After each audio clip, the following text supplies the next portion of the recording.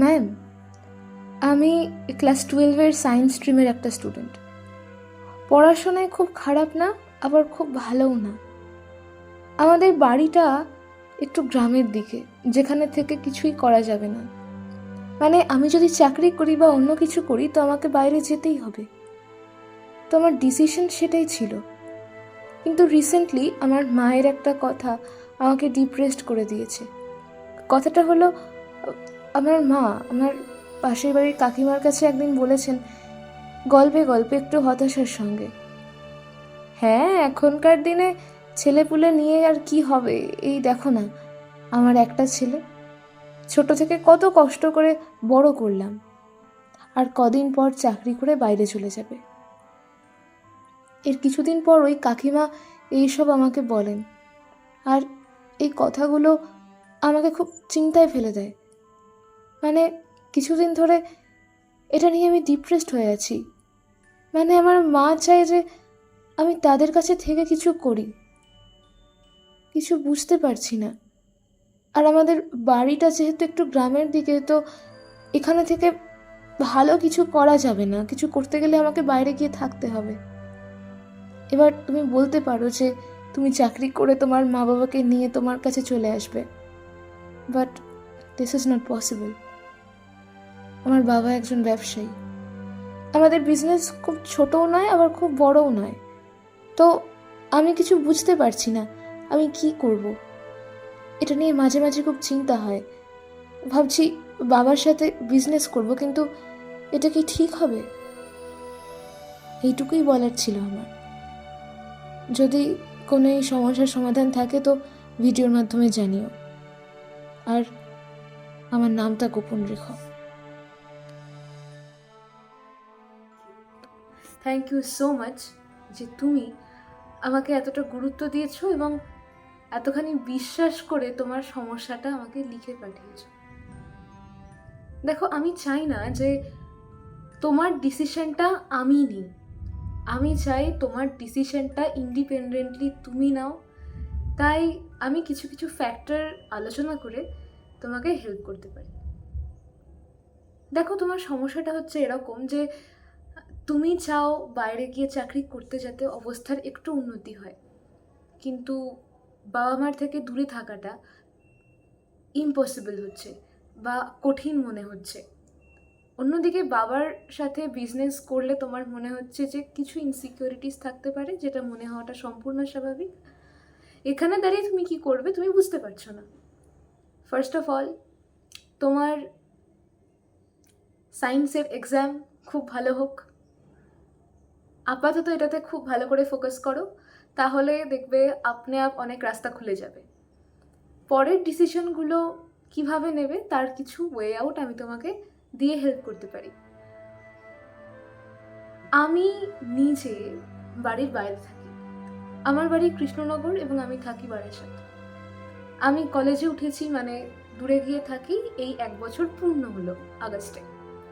তো আমি যখন প্রথম গিয়েছিলাম তখন আমার মনে হতো যে বাড়িতে কেন যাব, বাইরে এসছি পড়তে, বাড়ি যাওয়ার জন্য নাকি?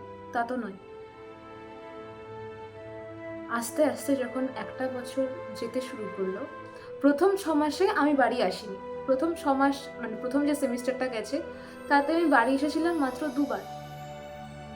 একবার আমার এখানে একটা কাজ ছিল, তার জন্য আমি 1 দিনের জন্য এসেছিলাম। তারপরে পুজোর ছুটিতে এসেছি এবং তারপরে সেমিস্টার ব্রেকে এসেছি।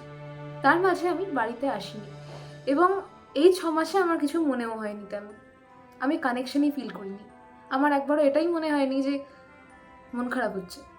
ঠিক আছে। দ্বিতীয়ত, গত সেমিস্টারে আমি প্রায় 4-5 মাস বাড়ি আসিনি, সেভাবে আসতে হয়নি আমাকে। এবং তারপরের 1 মাসে, শেষ 1 মাসে আমার বাবা হঠাৎ অসুস্থ হয়ে পড়েন, যার জন্য আমাকে বাড়িতে আসতে হয়। এবং কিভাবে আসতে হয় আমি বলি। আমার ফাইনাল সেমিস্টার এক্সাম চলছিল 3 সপ্তাহ ধরে, এবং এই 3 সপ্তাহে প্রতি শনিবার এক্সাম দিয়ে আমি বাড়ি আসতাম। তারপরে আমার মঙ্গলবার পরীক্ষা থাকতো, আমি সোমবারে চলে যেতাম, গিয়ে মঙ্গলবার পরীক্ষা দিতাম। এরকম করে আমি ম্যানেজ করার চেষ্টা করতাম। তারপরে যখন আমি এই সেমিস্টারে উঠলাম, মানে আমি সেকেন্ড ইয়ারে উঠলাম, তখন আমি একটা সাবজেক্ট পেলাম, সেটা হচ্ছে সাইকোলজি অফ রিলেশনশিপ। এবং আমাদের যিনি পড়ান, তার পড়ানোর সাথে সাথে কিছু দেওয়া ইনফরমেশন বা এমন কিছু কথা যেগুলো থেকে আমি বুঝতে পারলাম যে আমি যেভাবে চিন্তা করছি সেটা আমি ঠিক চিন্তা করছি না। আমার পার্সপেক্টিভে হয়তো মনে হতে পারে যে আমি বাইরে পড়তে গেছি, আমার বাড়ি আসার কোনো প্রয়োজন নেই, কিন্তু আমাকে উল্টো দিকটাও ভাবতে হবে। আমার পরিবারের লোকজন, যারা আমার মা বাবা রয়েছেন, বাড়িতে আরও যারা রয়েছেন তাদের কথা, তারা এতদিন ছোট থেকে আমার সঙ্গে থেকেছেন, খুব স্বাভাবিক বিষয়। আমি যখন বাইরে থাকবো তাদের বাড়িটা ফাঁকা ফাঁকা লাগবেই, তারা তো কষ্ট পাবেনি। এতদিন পরে যখন আসি তখন দেখি বাবা মায়ের চোখে জল, এবং বুঝতে পারি সেটা আনন্দের। কারণ এতদিন পরে আমি এসছি, তখন তারা এতটা বেশি আনন্দে আত্মহারা হয়ে যান, কী করবেন বুঝে পান না। তো রিসেন্টলি আমি যখন তোমার লেখাটা পড়ছিলাম এবং তারপরে আমি যখন ক্লাসেও গেলাম, এই সমস্ত কিছু মিলিয়ে মিশিয়ে আমি একটা জিনিস বুঝলাম, সেটা হচ্ছে যে আমি যেটা বুঝতে পারলাম সেটা হচ্ছে শুধুমাত্র নিজের দিক থেকে চিন্তা করলে হয় না, উল্টো দিকের মানুষটার দিক থেকেও চিন্তা করতে হয়। এবং তাতে এটা বুঝলাম যে আমাদের রিলেশনশিপসগুলো না খুব গুরুত্বপূর্ণ। এটা শুধুমাত্র রিলেশনশিপ বলতে যে ফ্রেন্ডশিপ, বয়ফ্রেন্ড গার্লফ্রেন্ড, আমি সেটা বলছি না। যাদের সঙ্গে তুমি এতদিন বড় হয়েছো, এতদিন সঙ্গে থেকেছো, খুব স্বাভাবিক মা যে ভয়টা পাচ্ছেন যে আমি এতদিন ওকে কাছে রাখলাম, এবার যদি আমার থেকে দূরে চলে যায় তাহলে কি হবে। তোমাকে বুঝতে হবে যে মায়ের এই ভয় পাওয়াটা খুব স্বাভাবিক। আমার মাও ভয় পান। আমার মা আমাকে উইকলি ফোন করে বলেন যে চলে আয়, কি হচ্ছে ওখানে থেকে একা কি করবি। এটা খুব স্বাভাবিক, এবং সে কারণে এখন আমি উইকলি বাড়ি আসি। তুমি ভাবো, 1 বছরের মধ্যে যে কখনো ভাবতো না যে বাড়ি আসবো, আমি ওখানেই থাকবো, পুরো একদম সুপারিগো ভরা ছিল, সে এখন বাড়ি আসে উইকলি।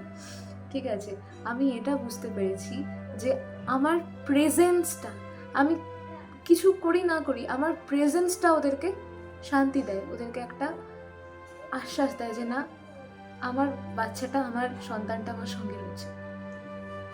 তো এইটা যদি তুমি একবার বুঝতে পারো যে কেন মা এরকম বলছেন বা মা এই ভয়টা কেন পাচ্ছেন, তাহলে তোমার ক্ষেত্রেও ডিসিশন নিতে সুবিধা হবে যে তুমি এখানে থেকেই কিছু করবে না তুমি দূরে গিয়ে কিছু করবে। এবং দূরে গেলেও তুমি এইটা ম্যানেজ করতে পারবে যে আমি, আচ্ছা তার মানে আমাকে দূরে যেতে গেলে আমাকে বাড়িতে মা বাবাকে ফার্স্টে এটা বোঝাতে হবে যে দেখো, আমার যা স্বপ্ন সেটা পূরণ করার জন্য আমাকে দূরে যেতে হবে, আমার কাছে আর কোনো ওয়ে আউট নেই।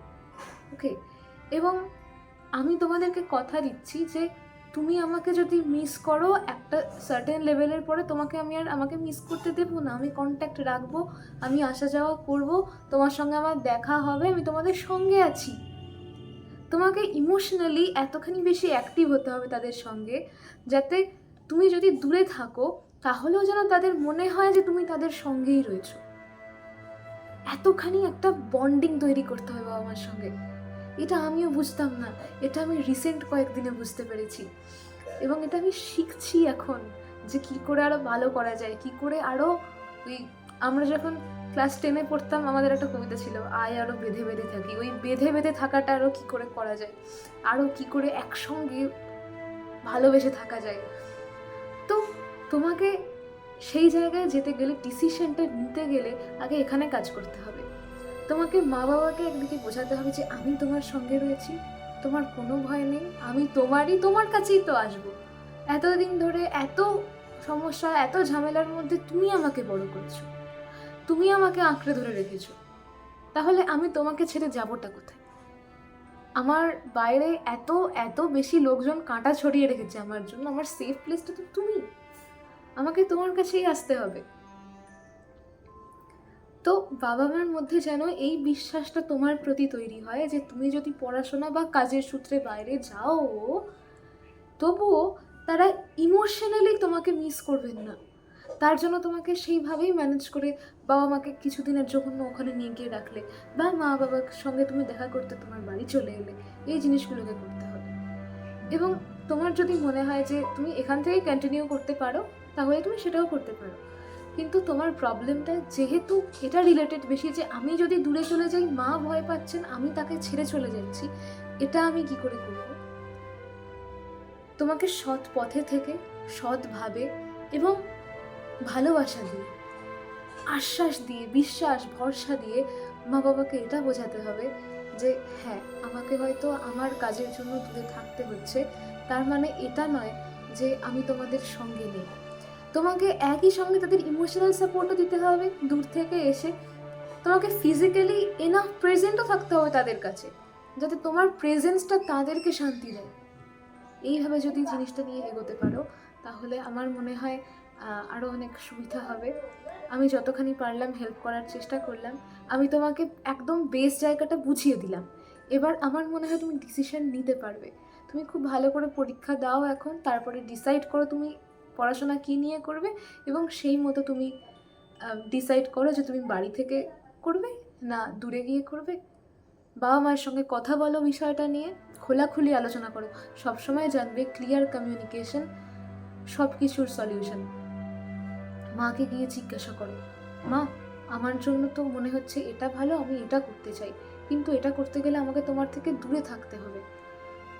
আমি জানি তোমার কষ্ট হবে, আমারও কষ্ট হবে, কিন্তু আমি জানি তুমি যদি আমার সঙ্গে থাকো তাহলে আমি এটা ঠিক ওভারকাম করতে পারবো। তুমি যদি আমার সঙ্গে থাকো আমি সব কিছু করতে পারবো, কারণ আমি আমার সমস্ত অনেস্টি দিচ্ছি, আমি আমার 100%, 200% দিচ্ছি। আমি জানি তুমি আর বাবা যদি আমার সঙ্গে থাকো আমি সব করতে পারবো। এবং তোমাকে নিজের কাছে অ্যাকাউন্টেবল থাকতে হবে যে আমি যে দায়িত্বটা নিচ্ছি, আমি আজকে 5 বছর পরে কোথায় থাকবো সেইটা চিন্তা করে, ভিজুয়ালাইজ করে আজকে আমি যে ডিসিশনটা নিচ্ছি তার প্রতি তোমাকে অনুগত থাকতে হবে। এতদিন আমরা বলতাম না গার্লফ্রেন্ডের প্রতি লয়াল, বয়ফ্রেন্ডের প্রতি লয়াল। তোমাকে তোমার কাজের প্রতি লয়াল থাকতে হবে, তোমার লক্ষ্যের প্রতি লয়াল থাকতে হবে। এখন এটা সেই সময়। তো আমার মনে হয় আমি তোমাকে হেল্প করতে পারলাম। তাও যদি কোনো ডাউট থাকে আমাকে বলো, কমেন্ট সেকশন ইজ ওপেন। এবং তোমাদের আর বাকি যারা এটা শুনছো তাদের যদি কিছু সাজেশন দেওয়ার থাকে, তাদের যদি কিছু মনে হয় যে আমাকে বলতে পারো যে তোমার এটা ইমপ্রুভ করতে পারো, বা মনে হয় যে আর কোনো সমস্যা হয় যে তোমরা সলিউশন চাও, সেটা বলতে পারো। সবশেষে এটাই বলবো যে এটা স্টুডেন্ট স্পিক্সের একটা এপিসোড ছিল। তুমি যদি চাও তোমারও কোনো প্রবলেম আছে বা নেই, তুমি তোমার ফিলিংস জাস্ট শেয়ার করতে চাও সকলের সঙ্গে, দেন লিখে পাঠাতে পারো আমাকে। ডিসক্রিপশানে কন্ট্যাক্ট দেওয়া রয়েছে, সেখানে দিতে পারো। তবে আজকের মতো এখানেই টাটা, সকলে খুব ভালো থাকো। All the very best for your examination.